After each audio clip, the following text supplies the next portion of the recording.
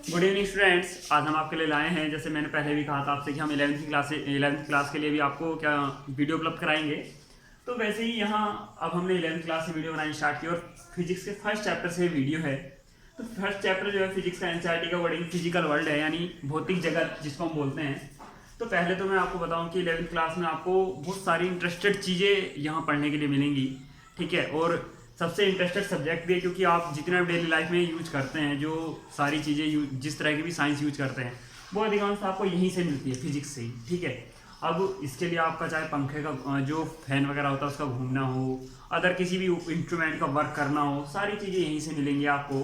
किसी भी जो गेट वगैरह यूज होते हैं उनका वर्क करना हो, कैसे होता है, ये सारी चीज़ें इसी से मिलेंगी आपको, ठीक है। तो अब ये नहीं कह रहा कि हाँ पहले चैप्टर में सब कुछ आपको मिल जाएगा, ये तो केवल आपको फिजिक्स का बेस समझाने के लिए है, ठीक है। अभी तक आप जो पढ़ते थे साइंस पढ़ते थे, साइंस में क्या था, उसके 3 पार्टीशन होते थे। तो जैसे आपको सबसे पहले अगर मैं आपको 10th क्लास के अकॉर्डिंग ही बताऊँ तो 10th क्लास में सबसे पहले केमिस्ट्री का पार्ट है, सेकेंड बायो का है, ठीक है, थर्ड फिर फिजिक्स का आता है। तो मैंने हाई स्कूल और इंटर्स की तो वीडियो डाली है, ठीक है। अब आज 11th की पहली वीडियो, तो मैं केवल आपको अभी समझा रहा हूँ कि हाँ क्या क्या चीज़ें होती हैं। अब देखिए फर्स्ट चैप्टर जो आपका है फिजिकल वर्ल्ड, तो जो ये फिजिक्स का पोर्शन है आपका, यहाँ केमिस्ट्री जब आप 11th में आते हो तो चॉइस होती है, ठीक है, मैथ और बायो की। केवल फिजिक्स और केमिस्ट्री कंपलसरी है साइंस साइड वाले स्टूडेंट्स के लिए, ठीक है। तो साइंस साइड अगर आप पढ़ रहे हो तो फिजिक्स और केमिस्ट्री तो सभी पढ़ेंगे, चाहे आप बायो लीजिए या मैथ लीजिए, ठीक है। तो फिजिक्स में आपको बता दूँ, अब जो आपकी साइंस होती थी, ठीक है, जो साइंस थी वो 3 पार्टीशन में अलग अलग हो जाती है, ठीक है, केमिस्ट्री, फिजिक्स और बायो, ठीक है। अब इसमें से ये जो सब्जेक्ट है ये मैथ के साथ ऑप्शनल में आ जाता है। आप मैथ और बायो में एक चीज़ ऑप्शन में सेलेक्ट कर सकते हैं, या तो बायो ले लीजिए या मैथ ले लीजिए। अब ऐसा मत समझ लीजिए कि बायो लेंगे तो साइंस साइड में नहीं आते, आप मैथ लेंगे तो साइंस साइड में आएंगे, ऐसा नहीं है। बायो और मैथ दोनों ही सब्जेक्ट साइंस साइड से रिलेटेड हैं, लेकिन आप इनमें से कोई सा भी सब्जेक्ट पढ़ें, फिजिक्स और केमिस्ट्री कॉमन होते हैं, आपको दोनों ही पढ़ने हैं, ठीक है। तो इसलिए हमारा सब्जेक्ट वो इस टाइम जो हम आपको बताने वाले हैं फिजिक्स से है, तो इसलिए आपको फिजिक्स तो सभी को पढ़नी है, चाहे वो आप साइंस साइड से बायो से लें या कोई मैथ से हो। तो आप इस चीज़ को गौर मत कीजिएगा कि आप किस सब्जेक्ट को प्रिपेयर करेंगे बाद में, कि बायो से आएंगे या मैथ से आएंगे। फिलहाल तो बस आपको ये ध्यान रखना है कि फिजिक्स तो आपको पढ़नी ही पढ़नी है, ठीक है। तो सबसे पहले बात कर लेते हैं पुरानी क्लासेज में कि साइंस क्या होती है। तो सबसे पहली बात, साइंस जो टॉपिक लिखा हुआ है कि साइंस क्या है, तो प्रयोगों और प्रेक्षणों, प्रयोगों का मतलब जो एक्सपेरिमेंट किए जाते हैं, प्रेक्षण जो ऑब्जर्व हम करते हैं, यानी जिन चीज़ों को हम इकट्ठा करते हैं प्रयोग या एक्सपेरिमेंट करके, पर आधारित क्रमबद्ध, यानी एक क्रम के रूप में जो हम ज्ञान इकट्ठा करते चले जाते हैं, एकत्रित करते हैं, सुव्यवस्थित, यानी एक किसी न किसी व्यवस्थित क्रम की हम बात कर रहे हैं। सुसंगठित ज्ञान विज्ञान कहलाता है, ठीक है।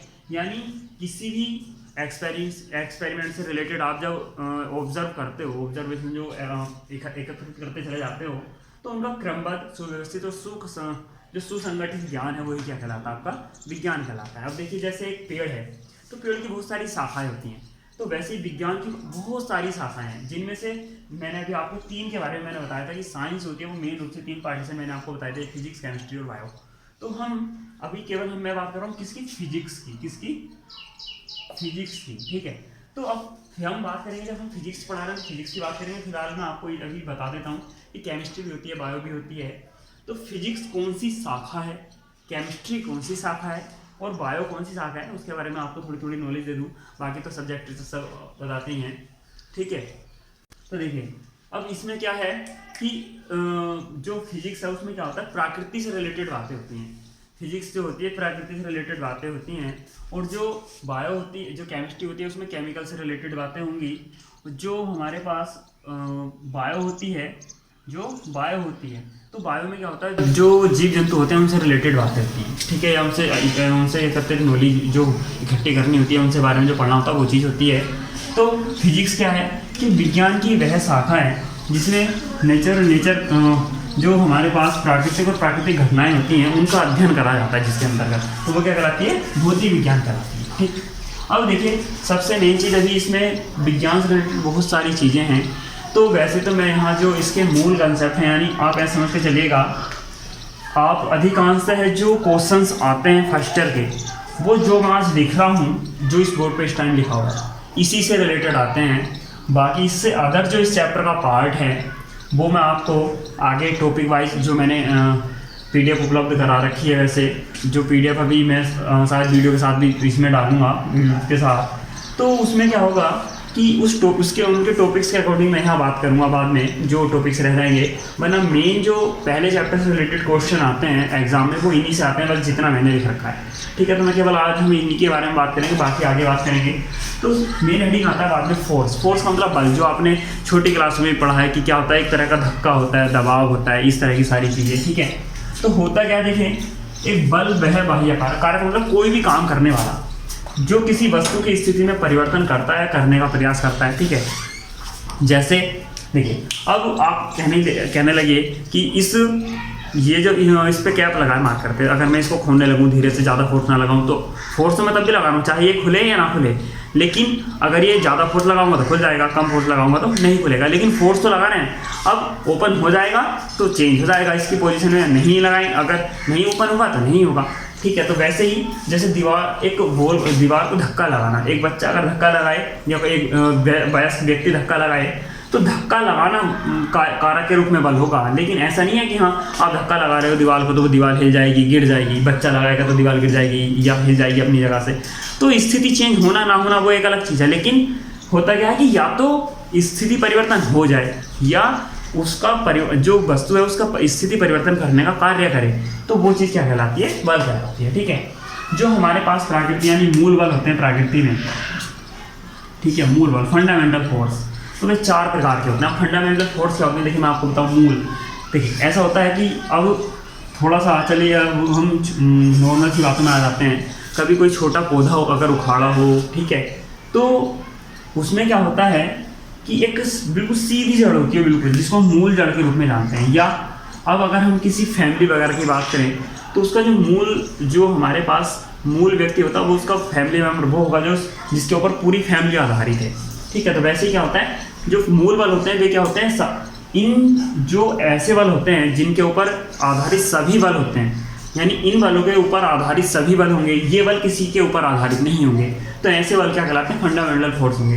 यानी इनसे मिलकर दूसरे बल हो सकते हैं, लेकिन ये किसी बल से मिलकर नहीं बन सकते, ये अपने में खुद स्वतंत्र होते हैं। इनसे अलग जो बल होंगे वे इनसे उत्पन्न हो सकते हैं, ये किसी बल से उत्पन्न नहीं हो सकते, तो ऐसे बल क्या कहलाते हैं, फंडामेंटल फोर्स कहलाते हैं, ठीक है। इसमें सबसे पहले बात हम करते हैं ग्रेविटेशनल फोर्स की। वैसे तो इसका जो एक पूरा चैप्टर है, 8 चैप्टर आपकी फर्स्ट बुक में, 8वां चैप्टर होगा वो इसमें सबसे इम्पोर्टेंट होगा और उसमें से आता भी काफ़ी ज़्यादा है। तो जो ग्रेविटेशनल फोर्स है इसके बारे में हम ज़्यादा जानकारी के रूप में भी बात करेंगे। तो इसमें क्या होता है कि सबसे पहला फोर्स जो होगा मूल बल वो ग्रेविटेशनल फोर्स होगा। दूसरा दुर्बल नाभिकीय बल, weak nuclear force, electromagnetic force, विद्युत चुंबकीय बल, स्ट्रॉन्ग न्यूक्लियर फोर्स, प्रबल नाभिकीय बल। चार बल होते हैं। इनका जो हम कह सकते हो जो ताकत ज़्यादा होती है, यानी फोर्स लगाने की, धक्का लगाने की, पुशअप करने की ज़्यादा ताकत होती है, वो इस तरीके से इंक्रीज होती है। यानी ये जो क्रम है इसकी सबसे ज़्यादा, इसकी ताकत सबसे कम होती है, समझ के चलिए, आपको नॉर्मल लैंग्वेज में समझा रहा हूँ। इसकी थोड़ी सी ज़्यादा हो जाएगी, इसकी और ज़्यादा हो जाएगी, इसकी और ज़्यादा हो जाएगी। यहाँ ताकत को आप ऐसे समझ के चलिए, इंटेंसिटी होती है, तीव्रता जो होती है फोर्स लगने की, तो वो ग्रेविटेशनल फोर्स की सबसे कम होती है। वीक न्यूक्लियर फोर्स की उससे थोड़ी ज़्यादा, इलेक्ट्रोमैग्नेटिक फोर्स की उससे थोड़ी ज़्यादा और स्ट्रॉन्ग न्यूक्लियर फोर्स की सबसे ज़्यादा होती है। सबसे इंपॉर्टेंट क्वेश्चन इस चैप्टर का कि प्रकृति में पाए जाने वाले जो बल होते हैं 4, कितने होते हैं, मूल बल 4 होते हैं। इनमें जो पाए जाने वाले बल होते हैं ये 4, इनमें सबसे दुर्बल बल कौन सा होता है? सब दुर्बल नाभिकीय बल के बारे में सोच लेना, दुर्बल बल कौन सा होता है, सबसे दुर्बल बल जो फंडामेंटल फोर्स है वो होता है ग्रेविटेशनल फोर्स। यानी ऐसा समझ के चलिए कि सबसे वीक यानी सबसे कमजोर बल होता है ये, ठीक है। ये सबसे इंपॉर्टेंट क्वेश्चन है कि जो मैंने भी बोला कि सबसे जो दुर्बल मूल बल होता है वो कौन सा होता है, ठीक है। तो वो कौन सा होता है, ग्रेविटेशनल फोर्स होता है, यानी गुरुत्वाकर्षण बल होता है। हाँ देखिए, इन चारों बलों की जो रेंज होती है, रेंज का मतलब कहाँ तक ये एक दूसरे मतलब जो अपना फोर्स क्रिएट करते हैं, इंटेंसिटी क्रिएट कर सकते हैं। तो जो ग्रेविटेशनल फोर्स होता है उसकी जो रेंज होती है वो कितनी होती है, इन्फिनिटी होती है। वीक न्यूक्लियर फोर्स की 10 की पावर -16 मीटर होती है। इलेक्ट्रोमैग्नेटिक फोर्स की भी इन्फिनिटी होती है। स्ट्रॉन्ग न्यूक्लियर फोर्स की 10 की पावर -15 मीटर होती है। ध्यान रखिएगा इस चीज़ को, ठीक है। और जो इंटेंसिटी होती है, देखिए इंटेंसिटी के लिए इनको की रिलेटिव इंटेंसिटी इनकी एक साथ निकाल लीजिए, यानी रेशियो एक तरह से इनकी इंटेंसिटी का। तो अगर हम ग्रेविटेशनल फोर्स की इंटेंसिटी को 1 मान के चल रहे हैं, ठीक है, तो यहाँ 10 की पावर 25 गुना होता है वीक न्यूक्लियर फोर्स, यानी इससे ज़्यादा इसकी इंटेंसिटी जो होती है, जो वीक न्यूक्लियर फोर्स की इंटेंसिटी होती है वो किसके अपेक्षा, इसकी अपेक्षा 10 की पावर 25 गुना होती है। इलेक्ट्रोमैग्नेटिक फोर्स की 10 की पावर 36 गुना होती है, और जो स्ट्रॉन्ग न्यूक्लियर फोर्स होता है उसकी 10 की पावर 38 गुना होती है। लगभग 10 की पावर 38 से 10 की पावर 39 तक इसकी वैल्यू लाई करती है। आप देख ऐसा नहीं है कि हाँ 38 ही हो, 39 भी होगा किसी बुक में, तो आप कन्फ्यूज नहीं होएगा। वैसे 38 होती है फिक्स वैल्यू, अगर कभी आए क्वेश्चन में तो 38 ही लगाना आप, या लिखना भी। अब देखिए इनके बारे में थोड़ी डिटेल से बात कर लेते हैं। तो ये देखिए, ये जो मैंने अनंत लिखा है आपको, चलो मैं रेंज के बारे में थोड़ा और बताऊँ। परास जिसको हम बोलते हैं, कि इनकी जो तीव्रता है, यानी कितनी दूरी तक जो अपनी बल लगा सकते हैं, ये जो बल लग सकता है वो दो वस्तु के बीच में कहाँ तक लग सकता है, तो उसकी जो ये रेंज यानी दूरी होती है वो कितनी होती है, अनंत होती है। कितनी होती है, अनंत। है रेंज से मतलब होता है कितनी दूरी तक लागू किया जा सकता है। देखिए अब इसके बारे में थोड़ी डिटेल से बात कर लेते हैं। ग्रेविटेशनल फोर्स, देखिए मैंने यहाँ लिखा है F proportional to m1 m2 और F प्रोपोर्शनल टू 1/r²। तो एक न्यूटन वैज्ञानिक थे, ठीक है। तो न्यूटन वैज्ञानिक उन्होंने क्या देखा कि जो हमारे पास जो वस्तुएं होती हैं जिनके अंदर द्रव्यमान उपस्थित हो। अब मैं यहाँ आपको कहने लगूँ कि मैं द्रव्यमान बताऊँ, ठीक है, तो मैं आपको अभी बता रहा हूँ कि ये केवल यहाँ एक आपको थोड़ा फिजिक्स के बारे में थोड़ी जनरल इन्फॉर्मेशन है, बेसिक इन्फॉर्मेशन है। इसके जितने भी यहाँ टर्म्स आ रहे हैं, नए टर्म्स आ रहे हैं, कोई भी वर्ड आएगा उसके बारे में सारी जानकारी इनसे आगे चैप्टर में आपको डिटेल वाइज मिलती चली जाएगी, ठीक है। तो जैसे जैसे हम आगे चैप्टर में जाएंगे वैसे वैसे हर वर्ड की डिटेल्स में जानकारी देते चले जाएंगे। तो द्रव्यमान क्या होता है, ये चीज़ क्या है, या यहाँ दूरी वगैरह से क्या रिलेटेड है, इन सब के बारे में आगे हम डीपली आपको बताएंगे। तो F proportional to m1 m2, यानी दो वस्तुएं हैं जिनमें ऊपर द्रव्यमान उपस्थित होगा, ठीक है। एग्जाम्पल के तौर पे ये बना लीजिए, एक ये वस्तु है, एक ये वस्तु है, ठीक है। इनके बीच की जो दूरी है, यानी सेंटर यहाँ है और यहाँ इनके बीच की दूरी ये होगी r, ठीक है। अब इसका द्रव्यमान m1, इसका द्रव्यमान m2। तो जो न्यूटन ने क्या बताया कि जो ग्रेविटेशनल फोर्स होता है वो कैसे डिपेंड करता है कि दो वस्तुओं का द्रव्यमान जो होगा उनके गुणनफल के समानुपाती होगा, जो उनके बीच की दूरी है उसके वर्ग के व्युत्क्रमानुपाती होगा।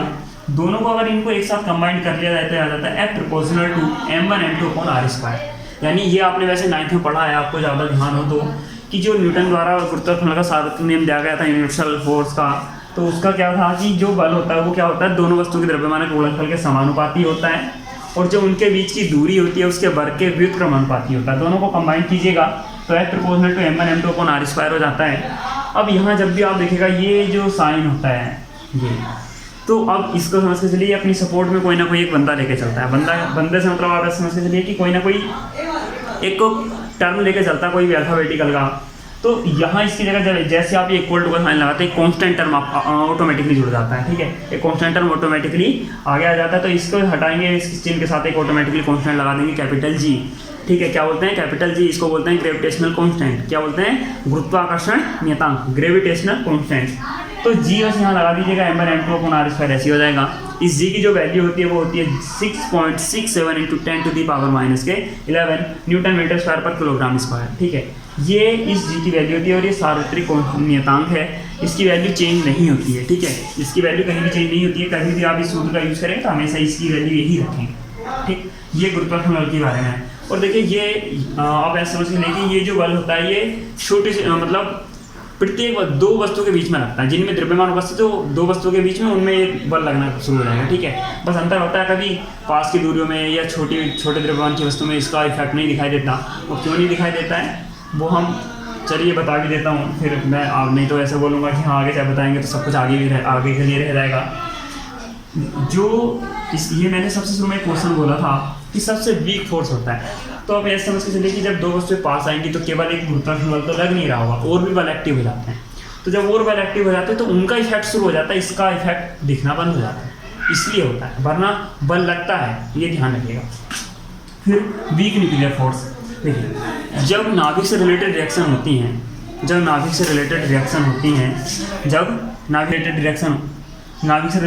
होती हैं तो उसमें क्या होता है, कुछ कण होते हैं जैसे अल्फा बीटा गामा, जो अगर आप सुनेंगे आगे तो कुछ ना कुछ ऐसे कण होते हैं जो नाभिक रिएक्शन में निकलते हैं।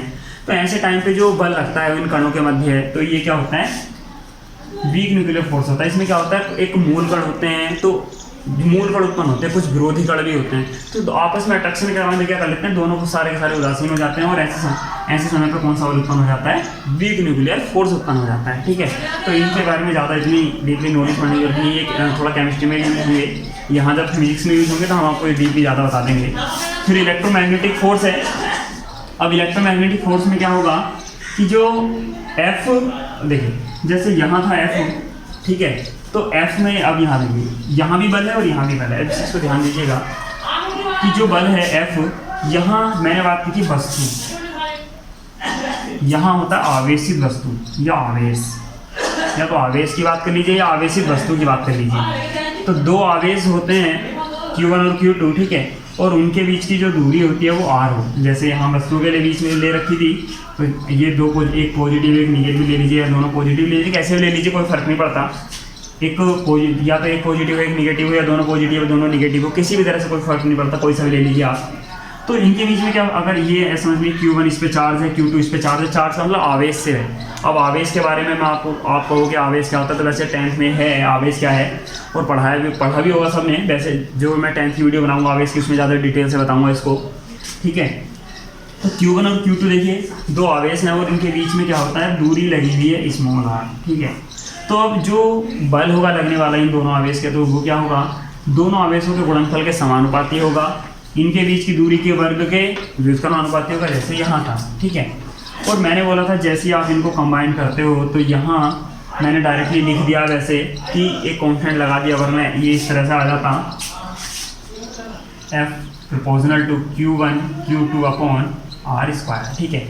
अब इस साइन को मैंने बोला था जब ये साइन होता है, जब इसको हटाते हैं तो ऑटोमेटिकली एक कांस्टेंट जुड़ जाता है, तो F is equal to K Q1 Q2 upon R square, ठीक है। अब यहाँ इस K की वैल्यू क्या होती है, देखिए K जो होता है यहाँ K इक्वल टू हो जाता है 1/4 पाई एप्सिलॉन 0। अब आप कहेंगे ये K क्या है, कांस्टेंट है, इसकी वैल्यू इतनी होती है। अब यहाँ एप्सिलॉन 0 एक नया कांस्टेंट आ जाता है, इसको बोलते हैं निर्वात की विद्युतशीलता। आप बोलेंगे निर्वात क्या होता है, निर्वात का मतलब ऐसी जगह समझिए जहाँ वायु ना उपस्थित हो, ठीक है, वायु उपस्थित ना हो। तो निर्वात क्या होता है, ऐसी जगह जहाँ वायु उपस्थित ना हो, उसको क्या बोलते हैं, निर्वात। तो निर्वात की विद्युतशीलता क्या होती है, एप्सिलॉन 0 होती है। ये जो फोर्स है 12th में है, इसलिए इसके बारे में जो आप विद्युतशीलता वगैरह है, परावैद्युतांक है, ये आप वहाँ पढ़ेंगे। आप 12th वाली फर्स्ट वीडियो देख लीजिएगा, कूलाम से बल से रिलेटेड उसमें है, कूलाम बल इसी को बोला जाता है। तो कूलाम बल वाली आप 12th वाली वीडियो देख लीजिएगा, उसमें विद्युतशीलता परावैद्युतांक आपको सब उसी में मिल जाएगा, ठीक है। तो 1/4 पाई एप्सिलॉन 0 है, और इसका जो वैल्यू होती है पूरे की होती है 9 × 10⁹ न्यूटन मीटर स्क्वायर पर कूलाम स्क्वायर। जो एप्सिलॉन 0 होता है उसकी वैल्यू होती है ये, जिसको हम बोलते हैं निर्वात की विद्युतशीलता, 8.85 × 10⁻² c स्क्वायर, यानी कूलाम स्क्वायर प्रति न्यूटन मीटर स्क्वायर, ठीक है। अब देखिए ये दो बल ज़्यादा इंपॉर्टेंट हैं, आप इनको अगर, वैसे सबसे ज़्यादा इंपॉर्टेंट ये है स्ट्रॉन्ग वाला, वो ग्रेविटेशनल फोर्स, और इम्पोर्टेंट क्वेश्चन वो था जो मैंने यहाँ बोला था, जो ये रेंज और इंटेंसिटी वाले हैं, ये दोनों अच्छे हैं, क्योंकि इंटेंसिटी ज़्यादा बार पूछी जाती है कि इंटेंसिटी का रेशियो लिखे इनका, या ऐसा पूछा जाता है फंडामेंटल फोर्स कितने होते हैं, तो 4 होते हैं। ये मैं छोटे छोटे क्वेश्चन आपको बता रहा हूँ जो 1 नंबर में अधिकांश से पूछे जाते हैं। इससे फंडामेंटल फोर्स कितने होते हैं, 4 होते हैं। जो ग्रेविटेशनल फोर्स की रेंज होती है वो कितनी होती है, इन्फिनिटी होती है, ठीक है। सबसे वीक फोर्स कौन सा होता है प्रकृति में, वो कौन सा होता है, ग्रेविटेशनल फोर्स होता है, गुरुत्वाकर्षण बल। जो इनका इंटेंसिटी का रेशियो होता है वो कितना होता है, 1 10 की पावर 25, 10 की पावर 36 और 10 की पावर 38, ठीक है। अब एक फोर्स रहेगी कौन सा, स्ट्रॉन्ग न्यूक्लियर फोर्स। देखिए स्ट्रॉन्ग न्यूक्लियर फोर्स यानी जहाँ बहुत ज़्यादा नाभिकीय बल लग रहा हो। बहुत ज़्यादा नाभिकीय बल कहाँ लग सकता है, आप सोचिए, जब आपने परमाणु वगैरह नाभिक वगैरह पढ़े होंगे तो उसमें क्या पढ़ा होगा आपने, न्यूट्रॉन प्रोटॉन पढ़ेंगे नाभिक में, ठीक है, न्यूट्रॉन प्रोटॉन पढ़ेंगे नाभिक में, इलेक्ट्रॉन पढ़ेंगे चारों कक्षाओं में, इस तरीके से यहाँ चक्कर करते हैं ये वाले, ठीक है। तो जो ये कण होते हैं, पार्टिकल होते हैं छोटे छोटे, जो जिनसे नाभिक मिलकर बना होता है, ठीक है। तो इनके बीच में जो बल लगता है वो क्या लगता है, स्ट्रॉन्ग न्यूक्लियर फोर्स लगता है, यानी ये बहुत ज़्यादा प्रबल बल के कारण जुड़े हुए होते हैं, ठीक है, ये बहुत ज़्यादा प्रबल बल के कारण जुड़े हुए होते हैं। तो आप इस चीज़ को ध्यान रखिएगा कि स्ट्रॉन्ग न्यूक्लियर फोर्स, ये वीक न्यूक्लियर फोर्स कहाँ लगता है, ये इन कणों के बीच लगता है जिनसे परमाणु वगैरह मिलकर बने होते हैं, छोटे छोटे जो कण होते हैं। यहाँ नाभिक से रिलेटेड जब अभिक्रियाएं होती हैं तो उनसे जो कण उत्पन्न होते हैं उनके मध्य लगता है, ठीक है। आज के लिए इतना ही। और बच्चों देखिए जो ये वीडियो है, जो चैनल है, ठीक है, ये आप सब्सक्राइब तो करें साथ में लाइक भी करें, और अपने जो फ्रेंड्स हैं या जो यहाँ जो आपके साथ अभी अटैच हुए हों या जो आप इस क्लास से निकल गए हो उनको नॉलेज बढ़ानी हो, उनको ये शेयर भी कीजिए जिससे वो इस चैनल का लाभ उठा सकें। और अभी मैथ की वीडियो भी हाँ इसमें उपस्थित होंगी आपके पास 10th 11th और 12th तीनों क्लासेस के लिए फिजिक्स और मैथ दोनों सब्जेक्ट की वीडियो उपलब्ध होंगी। तो आप इस चैनल को सब्सक्राइब भी कीजिए और लाइक भी कीजिए और साथ में शेयर भी कीजिएगा, ठीक है। तो थैंक यू फॉर वॉचिंग।